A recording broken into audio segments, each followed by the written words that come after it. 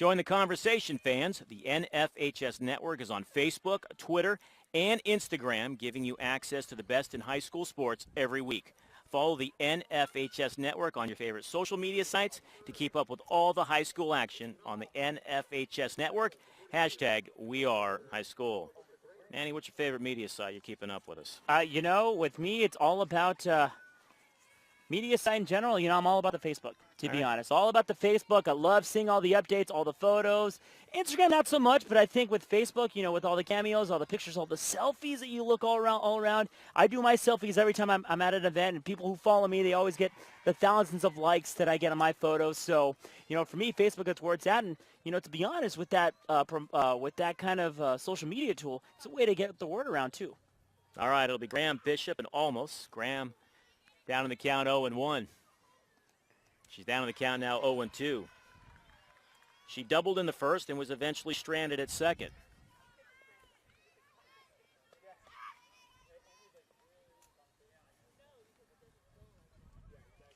Now she's back in the box down in the count 0-2 here in the bottom of the third. Fouls the 0-2 straight back. Well, let's take a look how Grand Terrace got here. They have not allowed a run in the postseason. They've outscored their four opponents by a combined score of 31-0. The opening round, they whitewashed Peninsula 10-0. They followed that up with a shutout of San Clemente 7-0.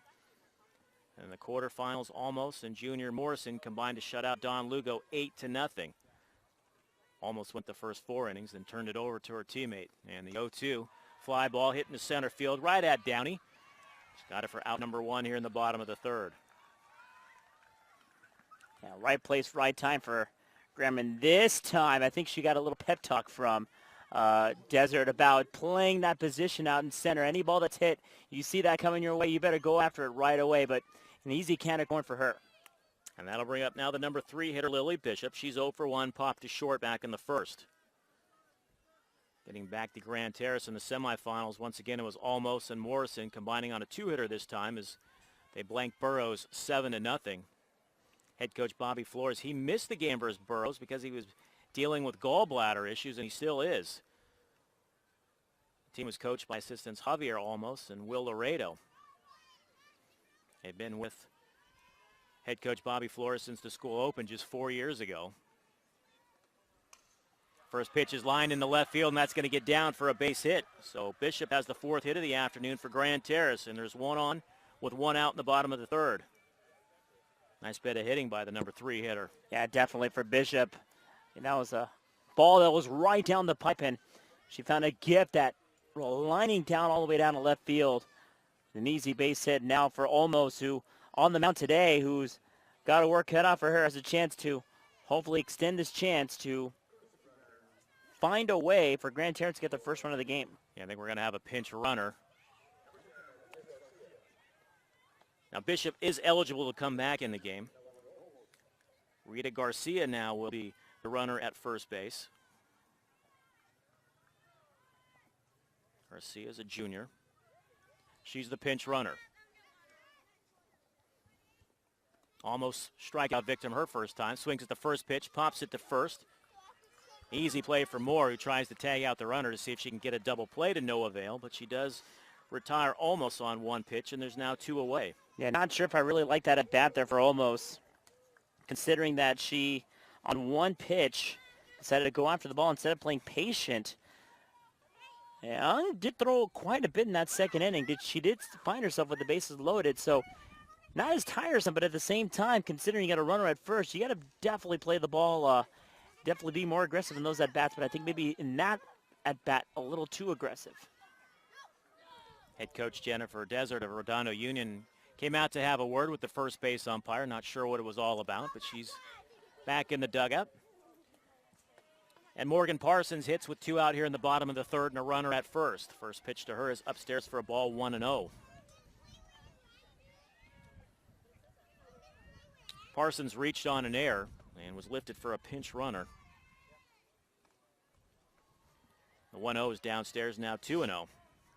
So if your Parsons are taking all the way or maybe looking for a pitch you can do something with. Well, I think if it's her pitch that she likes, she'll take a hack. Either way, I think considering the count and considering with the runner on, I think she will be playing a little smarter than usual. The 2-0 seemed to be taken all the way, and it's a strike 2-1. So now that she is set after that pitch, now it's time to bat a little more aggressive. This team has a lot of strengths all the way down 1 through 9. So with Parsons, a chance to get it going. The 2-1 to Parsons with the runner going. Throw down, goes into center field. Garcia will be unable to advance, so a stolen base for the pinch runner, Rita Garcia. She's now in scoring position with a 3-1 count on Morgan Parsons. So head coach Bobby Flores getting aggressive here in the bottom of the third. Now it becomes a deciding factor of do you bat or do you allow Parsons to get something, or do you go after Danielle Rico, who flying out to center field her last at bat? She's got an open bag here at first base, knowing that runs are under premium. However, outs are even easier this time around. And she swings at the 3-1, hits it down the left field line. It's going to get down. The throw is going to be cut off. The run scores. The throw down to second, not in time. And Grand Terrace is on the board first here in the bottom of the third.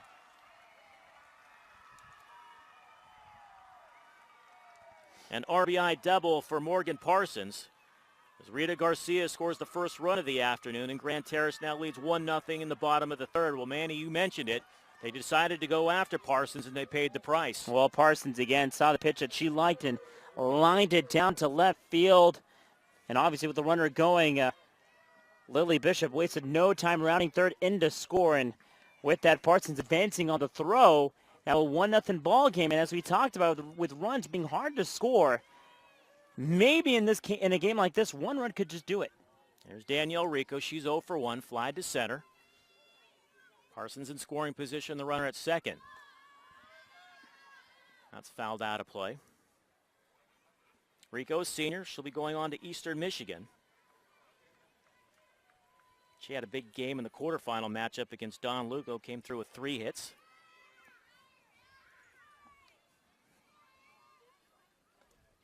Fouls that one straight back. She had a beat on that, but she's now down in the count.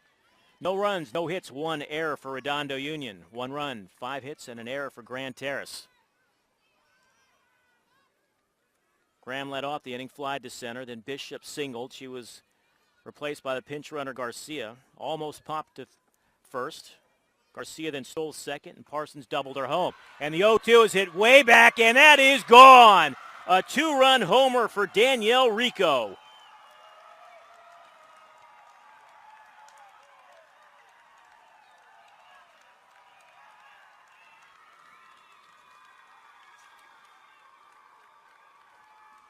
Her 8th home run of the year has given Grand Terrace now a 3-0 lead. Again, seeing the pitch that she liked. Going 0-2, trying to defend the plate. She found a fastball right down the pipe. And hearing that ball coming off the bat, you just knew it was a guarantee fly ball, but going way deep, and with the fences in, an easy home run. And I think she definitely wanted to compete with Marissa Maragi, the number 8 hitter. Tying for home runs, or leading tying for home runs now, putting herself at 8 overall.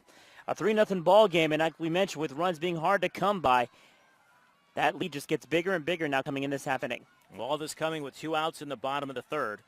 Hung was able to get out of a bases-loaded jam in the second, but she has been hit hard here in the bottom of the third.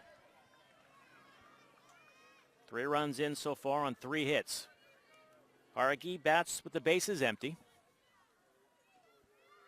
6th hitter of the inning. The 1-0. She takes a strike now. Count out evened up at 1-1. Martinez waits on deck if Haragi can continue the inning.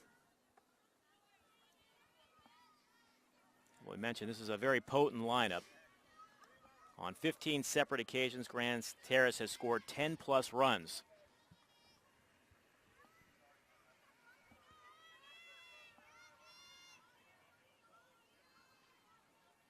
They were held scoreless in the first 2, but they've broken through with 3 here in the bottom of the third. 2-1 popped up on the infield. Cunningham, the shortstop, calling for it, and she's got it for out number 3, but not before the damage is done. 3 runs, 3 hits, No errors, nobody left aboard. Grand Terrace up 3 as we head to the top of the 4th. Head to the top of the 3rd, we're still scoreless. Redondo Union will be 9-1-2. Kate Cunningham, Amani Moore, and Kat Ung. Ung did a great job pitching out of a bases-loaded jam in the bottom of the 2nd. Cunningham, just a sophomore. And the first pitch to her is in for a called strike. She was bailing out, but it's 0-1.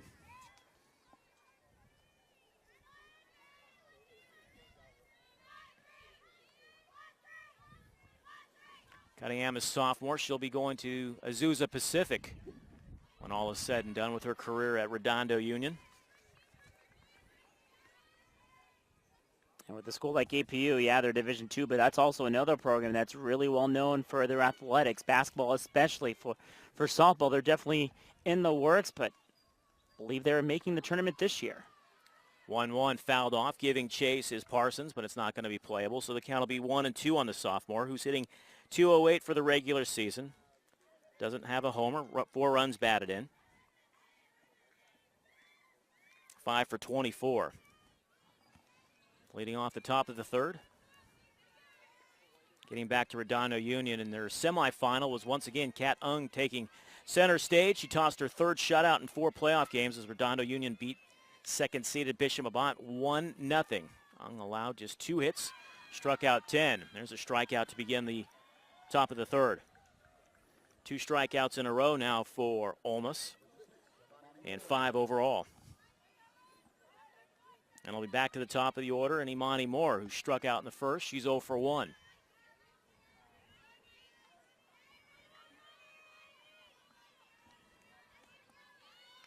Redondo Union has really got it done with pitching here in the postseason. They've scored just 9 runs, but given up just 4.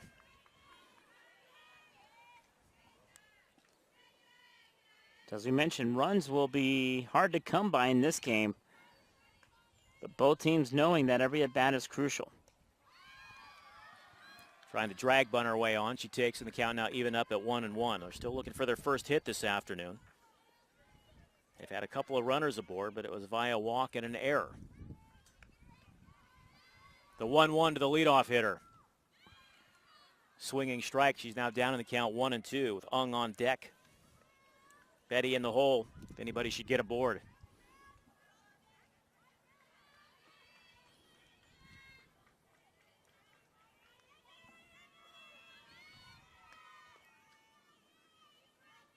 The 1-2. Fouled back. Moore was flying down that line, but she's going to have to come back and do it all over again.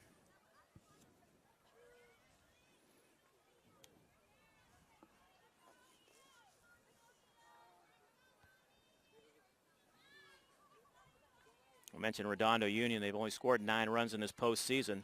How about Grand Terrace? They've only given up 19 runs all year. They outscored their opponents 272-19. So if you get the opportunity, you better capitalize.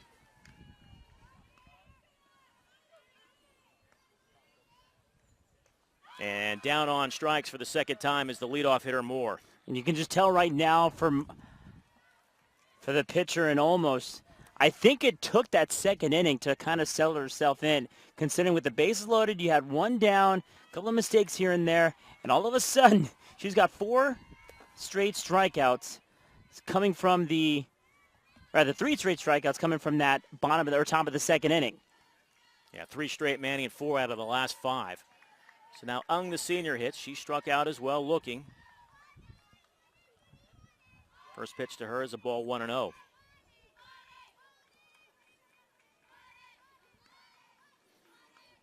The 1-0 to the senior. And that misses now 2-0. Yeah, I don't think right now Almost is panicking. She's got 2 outs, and okay, she's behind the hitter and Ung, but I think she knows that she's got a lot to work with. She can definitely fool Ung as she struck out looking her last at bat. Ung is the senior captain. Down to third, playing right on top of her basically, was Flores. Throws across for out number 3. So almost where it makes quick work of Redondo Union here in the top of the third. No runs, no hits, no runners left aboard. 2.5, still scoreless.